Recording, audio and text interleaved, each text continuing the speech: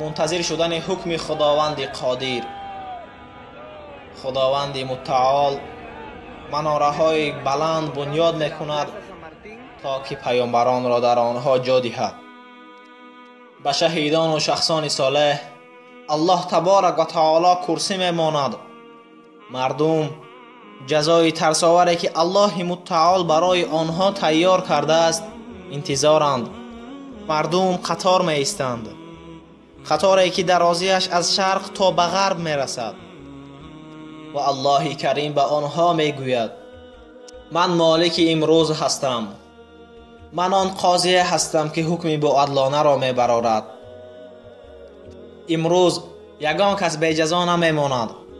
حتی حیوان شاخداری که به حیوان بی شاخ ضرر رسانده است جزایش را می گیرد.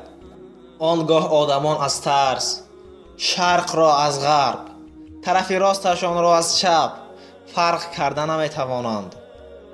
انسان از ترس در پیشگاه الله و آن جزایی که آفریدگارش برای او روا دیده است حتی آدمی در پهلویش بوده را فرق کرده نمی تواند که او زن است یا مرد. هوا تا درجه تفسان می شود که مینه سر هر یک آدم به جوش می آید. حرارت هوا در آن روز 70 مراتب از روزهای عادی تفسان تر است. الله آن روز جهنم را تا آن درجه نزدیک می کند تا همه او را ببینند و از هر یک شخص موافق گناهانش عرق بدن می ریزد. آدمان نالیده می گویند آن روزی وعده داده که فکر می کردیم حالا هم دور است فرا رسید. منافق انگشتانش را گزیده می نالد ای کاش من به پیامبرم پیروی می کردم. شخصان صالحی که حتی عبادت 70 پیامبر را اجرا کرده باشند جهنم را دیده برابر اشک چشمهایشان خشک نمی شود و آن روز آنقدر طولانی است که شب نمی شود. اگر در این روز تشنگی یا گرسنگی را حس کنی به تو نه مال و ملکت، نه پدر و مادرت، نه برادر و خواهرت و نه دوستت یاری رسانده نمی تواند. و در آن روز همه پسر از پدر، پدر از پسر، برادر از برادر خود، فرزند از مادر، مادر از فرزند قرضشان را طلب میکنند. ملائکه ها پیشنهاد میکنند به الله تعالی کارهای خوب و بدی بنده هایش را. آدمان در روز قیامت به 3 گروه جدا میشوند. به یکم گروه شخصان داخل میشوند که یگان عمل صالح را اجرا نکردند، یعنی این کافران شخصانی که به الله تعالی باور نکردند، مشرکان شخصانی که به الله تعالی شریک آوردند و مرتدان شخصانی که از دین اسلام گشتند. به گروه دوم شخصان داخل می شوند که یگان عملی بد را اجرا نکردند. به این گروه پیامبران، اهل علما و شخصان صالح داخل می شوند. این آدمان از پل صراط به مثل برق گذشته به بهشت می درآیند. به گروه سوم آدمان داخل می شوند که ایمان آوردند و هم عمل خوب و هم عمل بد را اجرا کردند. یکی از فرشتگان آدمان این گروه را بسته به نزد الله برای پرسش می برد. هر یک عملی که آنها انجام داده اند از طرف الله پرسیده می شود. از سختی پرسش الله تعالی بنده گناهکار می گوید یا الله من به این سوالها جواب داده نمی توانم، بگذار هر یک عضو بدن من به این سوالها جواب دهد. و الله تعالی به دهان او مهر می زند و به عضوهای بدنش فرمان می دهد تا که آنها به سوالهایش جواب دهند. از سختی پرسجوی الله تعالی بدن هم طاقت کرده نمی تواند و همه گناهان را به سر روح می پرتاید. بدن می گوید اگر تو نمی شدی من این گناه ها را نمی کردم و گرفتار این عذاب نمی شدم. روح جواب می دهد من به هیچ چیز قادر نیستم، من به مثل هوا به هیچ چیز قادر نیستم، سبب این همه گناه ها خودت هستی. و همین طور روح همه گناه را به سر بدن می پرتاید. الله تعالی برای خاتمه دادن بحثشان فرشته را به نزد آنها می فرستاند. فرشته به نزد آنها می آید و می گوید فرض کردیم که در باغ بیگانه یک مرد فلج و یک مرد نابیناست. مرد فلج به مرد نابینا بگوید من در آنجا میوه میبینم.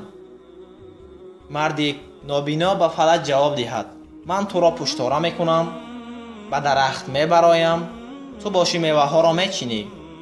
اگر آنها این عمل را اجرا کنند کدام آنها گناهکار اصلی است؟ بدن و روح جواب میدهند هر دویش. فرشته در جواب آنها میگوید در این حالت هم هر دویتان گناهکار هستید. بهشت از طرف راست عرش جای میگیرد و خوشبویی هایش را از راه دور طولانیش 500 ساله حس میکنند آدمان. بعد 70,000 فرشته با 70,000 زنجیرهای آهنین جهنم را آورده در طرف چپ عرش جای میکنند. با همراهی جهنم 19 فرشته هایی که مأمور به عذابند حاضر میشوند. چشمان آنها به مانند برق و رویشان به مانند آتش موج میزند. در این وقت جهنم صدای میبرارد که از شنیدن این صدا فرشتگان و پیامبران به زانو میزنند. دیگران باشد از هوش میروند و به عذاب گرفتار میشوند.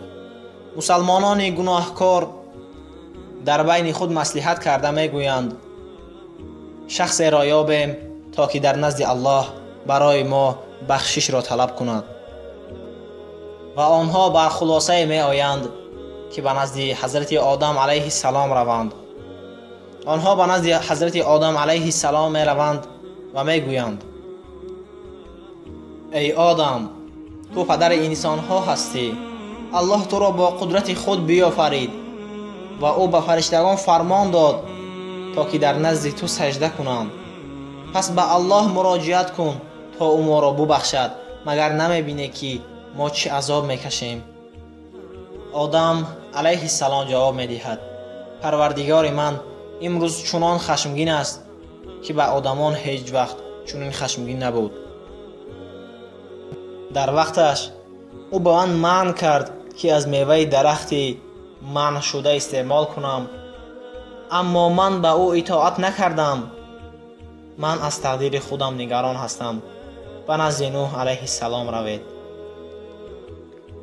آدمان به نزد نوح علیه السلام می روند و می گویند ای نوح تو اولین پیامبر بودی که به مردم برای دعوت به سوی الله فرستاده شده بودی. پس به الله مراجعت کن تا او ما را ببخشد. آیا تو نمی بینی که ما تا چه اندازه احوالمون بد است؟ نوح علیه السلام می گوید پروردگار من امروز چنان خشمگین است که هیچگاه با آدمان چنین خشمگین نبود. در وقتش من بر ضد قوم خودم دعای بد کردم، بنابراین من از تقدیر خود خاطر هستم. به نزد ابراهیم علیه السلام روید. آدمان نزد ابراهیم علیه السلام می آیند و می گویند ای ابراهیم تو پیامبر خدا و دوستی نزدیک او هستی. پس به الله مراجعت کن تا او ما را ببخشد. مگر نمیدانی که این برای ما چقدر وزنی است؟ ابراهیم علیه السلام به آنها می گوید پروردگار من امروز چنان خشمگین است که هیچگاه با آدمان چنین خشمگین نبود. در یک وقت من 3 بار دروغ گفتم. از این رو من برای تقدیر خودم خاطرم. به نزد موسی علیه السلام روید. آدمان به نزد موسی علیه السلام آمده میگویند ای موسی تو کلیم الله هستی. خدا با تو خودش سخن گفته است. برای خداوند مراجعت کن تا ما را ببخشد. مگر حالی ما را نمیبینی چگونه وزنین است؟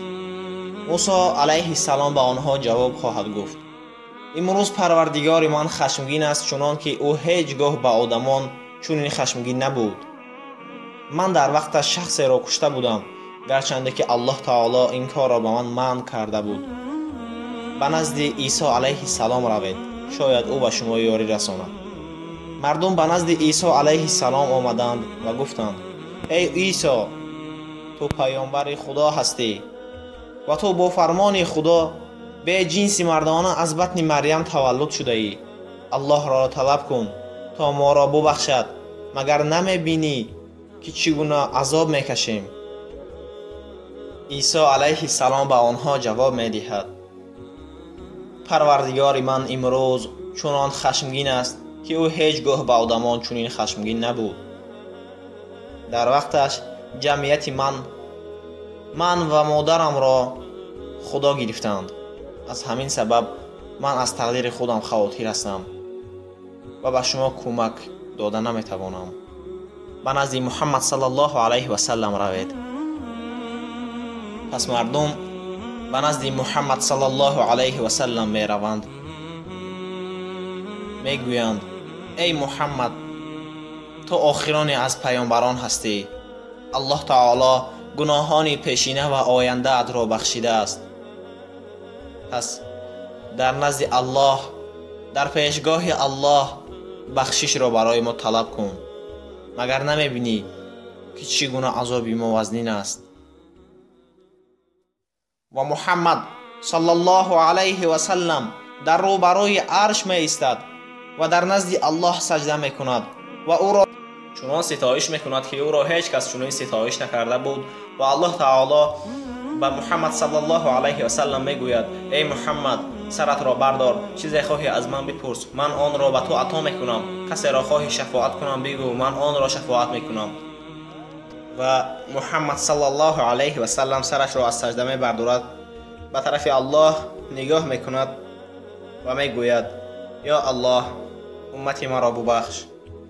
یا الله، امتی مرا شفاعت کن. و در آن حال خداوند به امت محمد صلی الله علیه و سلم درهای بهشت را باز میکند و همین خیل امت محمد صلی الله علیه و سلم، یعنی ما و شما مسلمانان، از عذاب دوزخ خلاص میشویم.